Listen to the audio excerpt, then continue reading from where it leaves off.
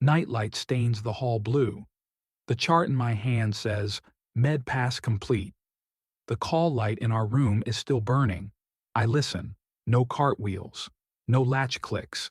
Just the air vents and the clock that's 5 minutes slow. I tap the chart.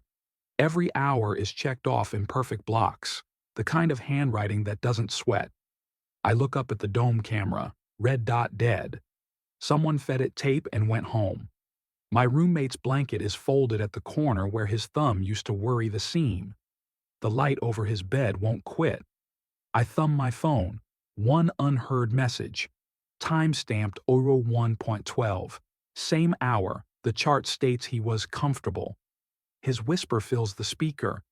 They didn't come. The hallway stays quiet. The chart in my hand feels heavier than a tray. I start counting. Steps to the medroom. Doors between us and the help that never moved. Stay with me. I'm about to show you every lie they wrote in that hallway. Subscribe so you don't miss what happens when the cart finally rolls. I'm Frank Hale, 78. 30 years on night shift and step down in geriatrics. Widower. Bad knee. Good memory. I still count things. Steps, rounds, call lights. When the cart doesn't roll, I hear the room hold its breath. Rain needles the window. A thin hiss under the air vents. Waxed floor reflects the call light like a small red moon. My paper coffee cup has a tide line where the heat gave up. I tilt it, watch the ring crawl, and set it on the sill at the exact spot where the paint chips. I stretch the knee until it clicks. Hands steady. Skin mapped with old IV scars. I learned from interns who forgot their lines. I listen for the med cart, the old song of rubber and metal. Nothing. There's a silence you learn after midnight. It has edges. It can cut. The dome camera at the far corner stares with a strip of gray tape across its eye. Someone was careful. Too careful. I note the angle. Dead zone hits the nurse's station door. Whoever wanted privacy drew it with tape.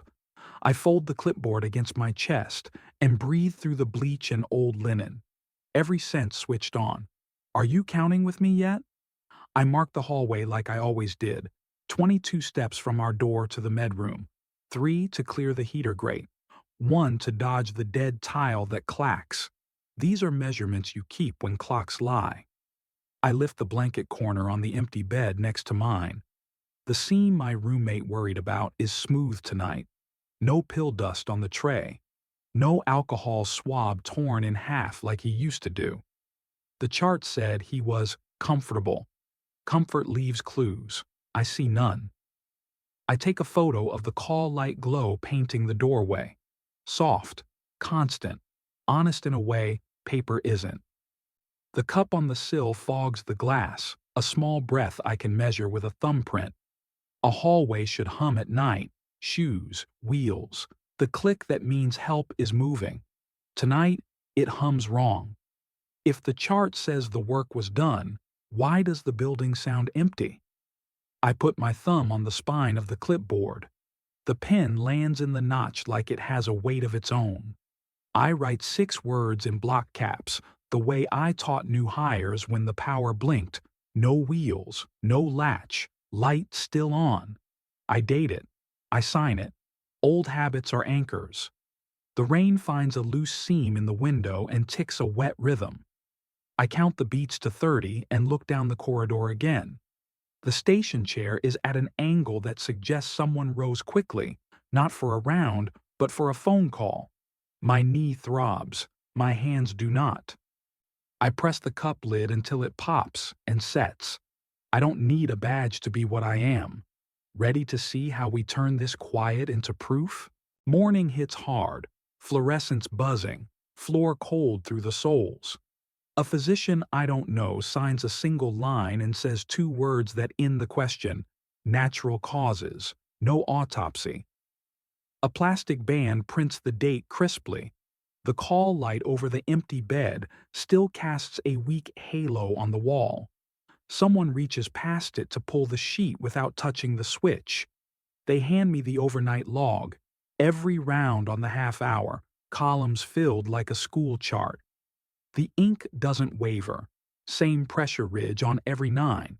Same loop on every R. That's not a night. That's a copy. I flip to the MAR sheet. The dose line is ticked, initials stacked neatly. I count the bubbles in the pen strokes, no blot where a real pass pauses to breathe. The fridge temp log for Era 100 is blank, no door alarm listed. The NARC count on the tray is unchanged from the evening. The chart says patient comfortable. Comfort leaves crumbs, an alcohol swab, a cup ring, and a snapped pill cap. There's nothing.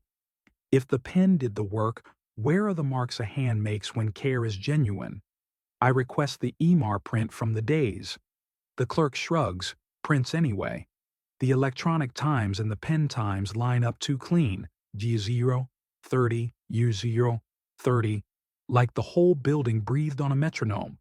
Pulse ox trend, a gap from U0.48 to O2.07. The graph steps down, then vanishes, like somebody silenced the machine or never clipped it back. The call light report shows active at Aura 1.12, the timestamp from the voicemail. I angle the overnight log into the window light.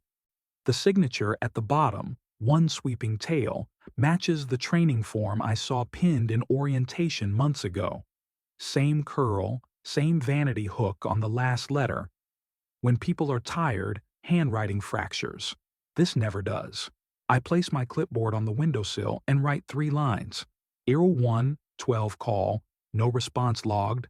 0130 pass marked, no cart sound, med fridge. 010, no entry. If the rounds were real, why do the machines and the walls tell a different story? I map the hallway in pencil. 22 steps to the med room, 8 to the fridge, 4 to our door, and 1 to reach the switch. I draw the route the cart would take and circle the camera that should show it. The lens is still blind under tape. I stop speaking to the room. Speaking gave them natural causes.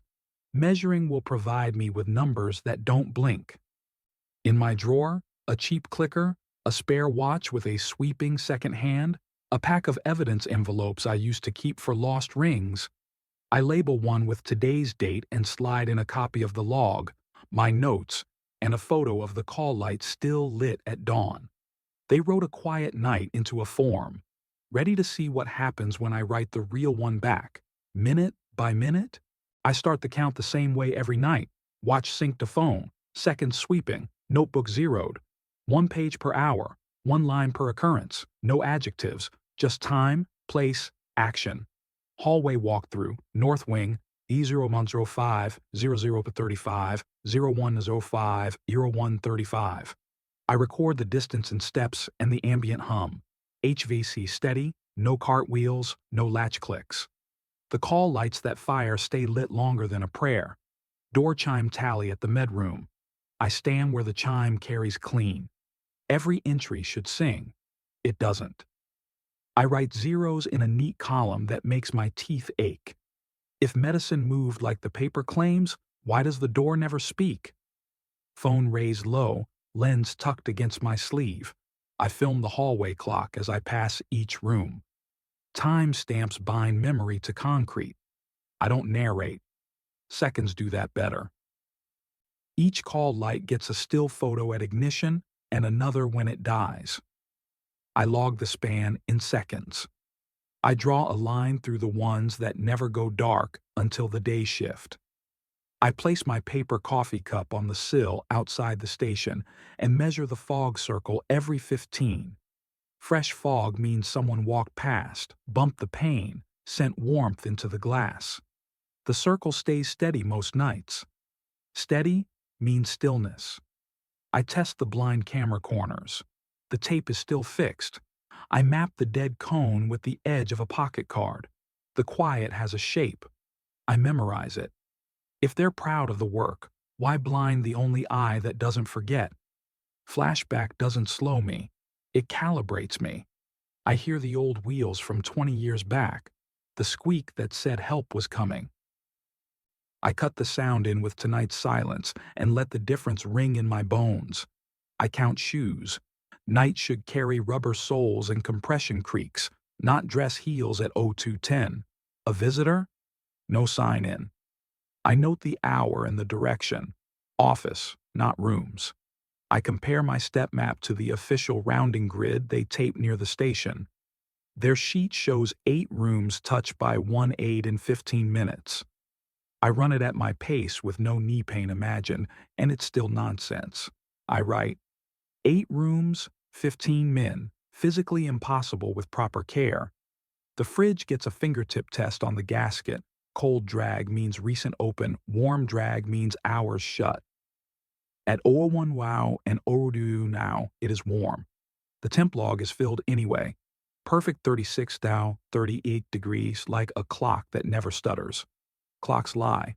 Rubber doesn't. If doses left the cold, where's the cold on the gasket? I use a clicker for every soundproof truth.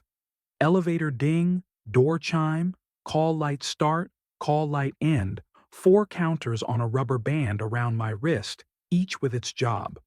Numbers don't forget when someone asks them to.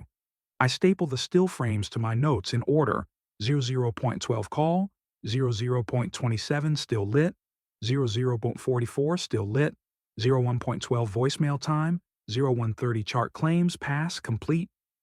A photo is a better witness than memory. Memory is a better witness than a neat signature.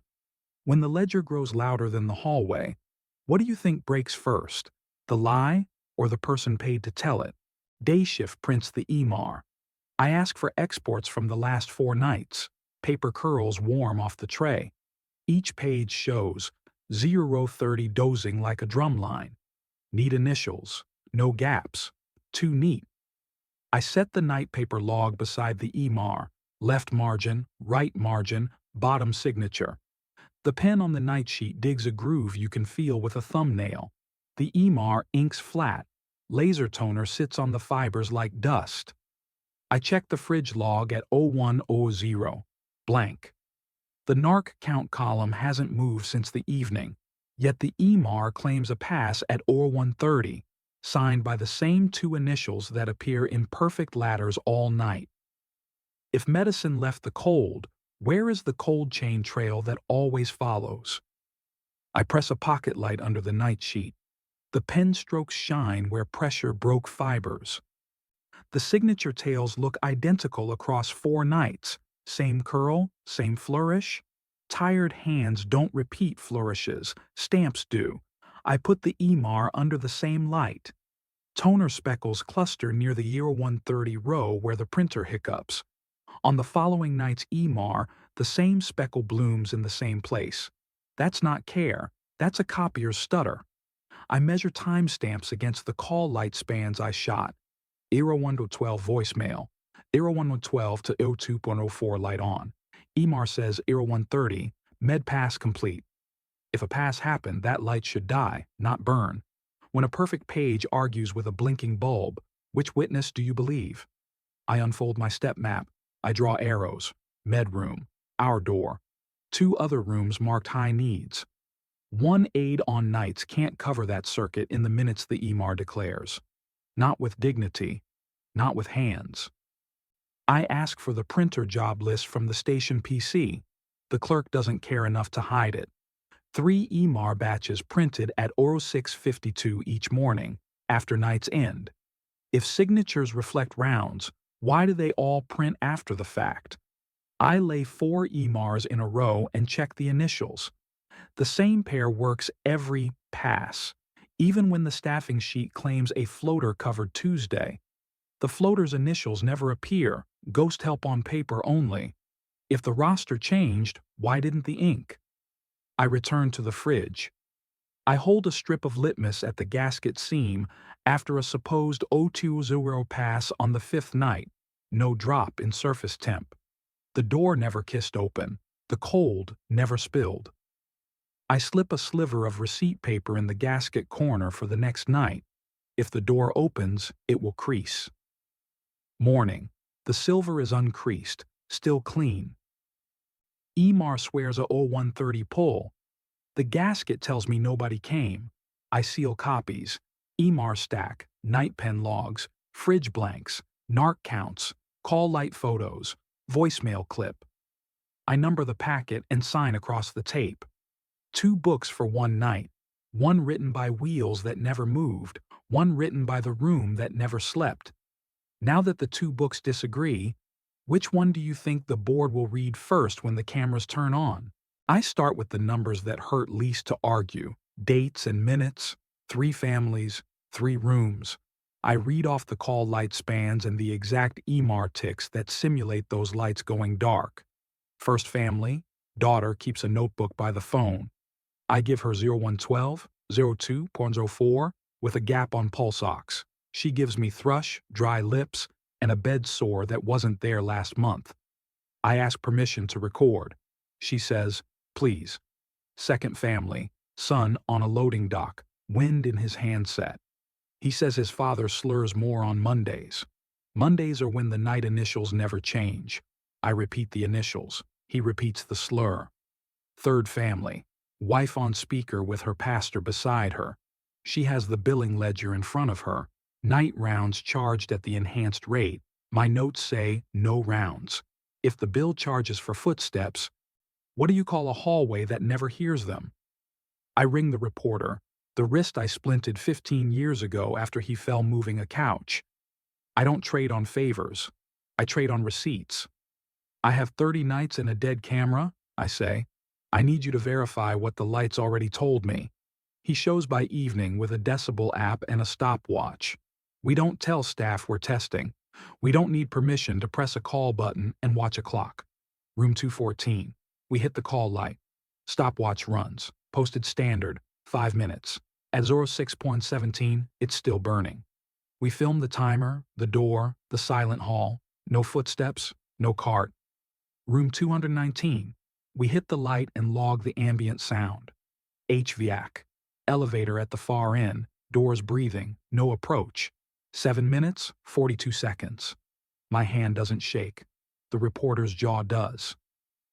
When a building promises 5 minutes and delivers 8, who pays for the 3 minutes it misses? We roll the test at the nurse's station. I slide their posted standard into the frame next to our ticking watch. Paper beside proof. No narration. The red LED on the recorder blinks like a pulse. We step to the medroom door. I don't open it. I hold the lens on the chime plate and wait. If a pass happens, the chime sings. The wing stays mute. I mark the minute. Or 2 or on paper. Nothing in the air. Back to 214. The light is off now, but we never heard a latch, never saw a shoe.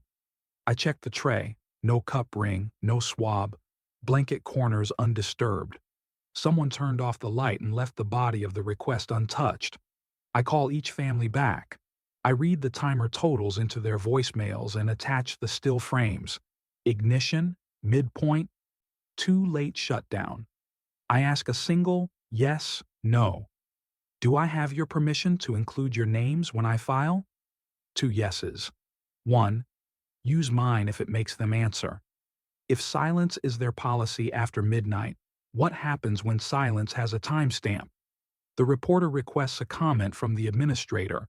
She gives him policy words and smiles, which we can't record over the phone. He thanks her and hangs up. He doesn't need her smile. He needs what my ledger already has. I seal a new evidence envelope. 3 family voicemails, 4 hallway tests, posted standard, stopwatch overlay. I sign across the tape and write 2 words above the flap. Families informed. I clear the bedside table and build the packet the way we built crash carts. Top layer first, no hunting when seconds matter. Exhibit A, side-by-side EMAR prints and night pen logs. A ruler line joins each Aero 130 tick to a hallway photo where the call light still burns. Exhibit B, the fridge temp sheet with my notes in the margin. 110 blank, 020 blank, gasket warm. I paperclip a still of the receipt sliver I lodged in the seal, uncut at dawn, next to the EMAR claim that something cold left the box. Exhibit C, 4 timer tests with the reporter's stopwatch overlay and the posted 5-minute standard frame beside the red LED. I write the spans in block caps: 617, 742, 803, 551. Exhibit D. The camera photo with tape over the lens and a diagram of the dead cone I mapped with a pocket card. The blind spot covers the nurse's station door, the one place a staff member might want quiet while the floor waits. When every sheet points in the same direction, how many arrows do you need before a board stops calling it a coincidence? I draft the state complaint like a nursing note. Concise, chronological, no guesswork. I list dates, times, file names, and room numbers. I write, missed med pass, death labeled natural without autopsy, pattern of falsified rounding and dosing. I request an unannounced survey and ask that they impound the camera DVR before anyone services it. I sign, then initial each page across the staple line. Chain of custody isn't just for evidence lockers, it's for stories that try to crawl away when you sleep. At the front desk, I ask for the administrator's card. I tuck it under Exhibit D so her name sits directly beneath the taped lens. I photocopy the whole stack twice, one for the state intake, one for the reporter, one for me with a self-addressed envelope sealed and dated. If a story can be edited, why not make it in ink that shows every time a hand tries to scrape it clean? The reporter meets me in the lobby with a flat box for drives and cards. He doesn't touch the packet. He films the spine, my initials across tape, the date, the count of exhibits. He asks the administrator for a comment. She quotes policy about staffing models and exceeding standards. I ask him to request the payroll roster for nights when the EMAR initials remain the same. We step outside under a December spit of rain. I take 2 certified mailers from my bag, slide the packets in, and press the green cards flat until the glue bites. Tracking numbers go in the notebook. The clerk stamps the time and date at the window. Paper now has a clock face. Back in the room, I print a timeline. 0112 voicemail, 0112-0204 light on, 0130 EMAR, complete, 0652 mass print jobs, A08.10 natural causes. I tape it above my desk like a wound chart you treat by the hour. If they own the hallway at night, what happens when time itself refuses to cooperate? I filed a records request to the state for prior deficiencies at this facility: hand washing, staffing, and medication storage. I don't need headlines, I need patterns. Patterns make boards sweat. The reporter calls back. The segment is booked for Christmas week, late edition. Families will be home, TVs will be on. He wants a single line on camera when they cut to the call light montage. I give him 6 words. I counted. They charge for silence. He also asks for faces, families ready to be named. I have consent from 2. I give him the third only if the voice stays, the face doesn't. Not everyone needs to stand under lights to be heard. I added the billing ledger copies the wife sent, night rounding billed at the enhanced rate. I circle the CPT codes and write the spans we timed. Numbers that don't match are louder than shouting. When the invoice says care delivered and the clock says not here, which one would you pay? I slide the last USB drive, voicemail, still frames, overlays, into a tamper-evident bag and heat seal the edge with the flat of a coffee spoon. The plastic clouds white. If someone opens it, the seam will never look the same. I set the bag beside my bed, within sight of the call light now answered in under 3 minutes since the reporter started visiting. Paper bites back. So does attention. Ready for the next cut? The reporter calls from his desk. He sounds tired and sure. Payroll shows a second night aide on 3 months' worth of checks. Same shift as ours. I check my notes. Every round, every corridor, no second shadow ever crossed my door. Name on the line, R. Mendez. The address shares a mailbox with the administrator's maiden name on County Road 14. I write the parcel number beside it. Families pay for hands that never touched a rail. I pull the staffing roster taped by the station. Nights list 2 aides most weeks. The sign-in sheet shows 1. The second line is always filled in after sunrise, with the same ink as the morning census. Ink keeps telling on itself. If a second aide walked these halls, why does every shoe squeak in my ledger belong to one person? The reporter requests badge logs. The file arrives with gaps so significant that a bed could be driven through them. Nights marked system offline. I don't argue the excuse. I test what can't be faked. Keybox open times for med pulls. One user ID all night, every night. I quietly ask the laundry foreman how many extra scrub bundles go out on nights. He laughs into his sleeve. 1. He hasn't seen 2 in months. Cloth counts when people lie. We check time clock punches against the lobby camera DVR, the only lens not blinded. 1 entry 2255, 1 exit 07.08. No second badge, no second silhouette. Just the same tired back under a hoodie. I call the licensing board to verify R. Mendez. The license belongs to a woman who moved out of state 2 years ago. The payroll number is valid, but the person is not here. Someone borrowed a name like a coat. If the license is real but the body isn't, who is cashing the check? Reporter digs the EIN on the direct deposit trail. Half the checks land in a joint account ending in 4142. The other half route to a reloadable card tied to an address the administrator shares on property tax rolls. The cousin's surname sits on the mailbox, neat as a label. I print the last 6 payroll periods and lay them across the bed. I circle the nights the EMAR initials never change, and I draw a second circle where the ghost aide collects hours. The circles overlap like 2 hands clapping without sound. I mark supply par levels, gloves, wipes, cups. If 2 aides worked, the bin would drop twice as fast. It doesn't.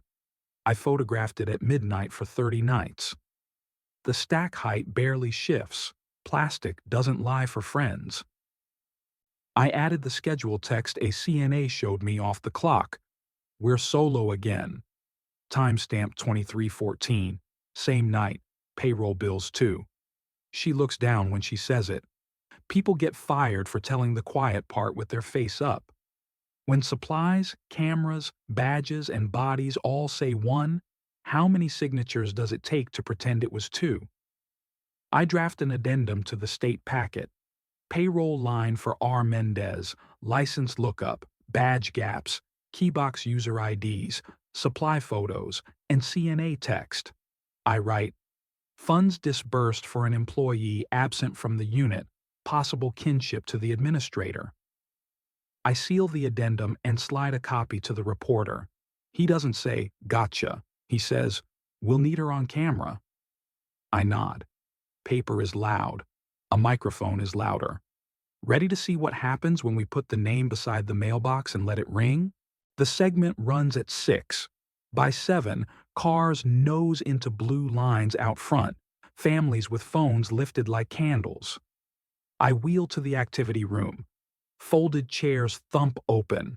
The board takes the front row, lips flat, pens ready.